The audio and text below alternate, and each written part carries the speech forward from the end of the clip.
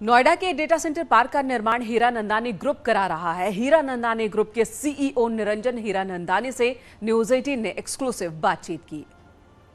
Sir, इस data centre के बारे में बताइए और किस तरीके का डेटा स्टोर किया जाएगा इसमें।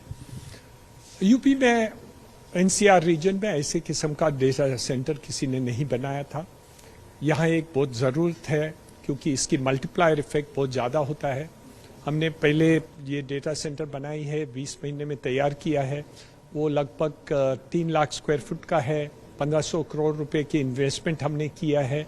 World class top of the line data centre बना है और हमारे यूपी की सरकार का बहुत सहयोग रहा है और उसके कारण ये इतने समय में बन चुका है।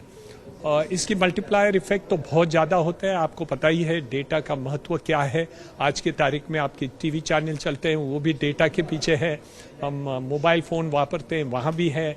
4G करें और 5G पर जाएंगे तो वो भी डेटा सेंटर के द्वारा होता है।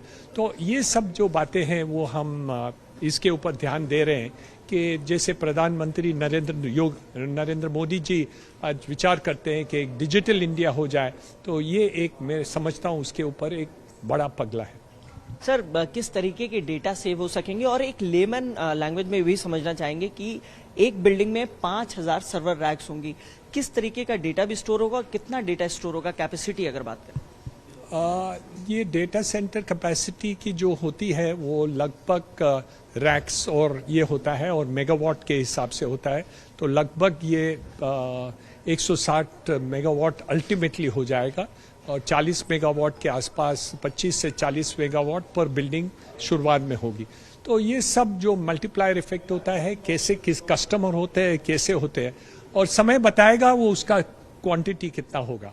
और हम देख रहे हैं कि और लोग भी डेटा सेंटर अब बनाने आ रहे हैं यूपी में। तो मैं समझता हूँ कि कैपेसिटी तो बढ़ने वाली है और इसकी कोई सीमा नहीं है। सर, पहले देखा जाता था इन्वेस्टर्स जब यूपी में आते थे तो लॉ एंड ऑर्डर एक मेजर प्रॉब्लम हुआ करती थी। आप लोग आए हैं, आप लोगों ने बना लिया इस दौरान, और क्या एक्सपीरियंस रहा ओवरऑल? बहुत ही पॉजिटिव एक्सपीरियंस रहा।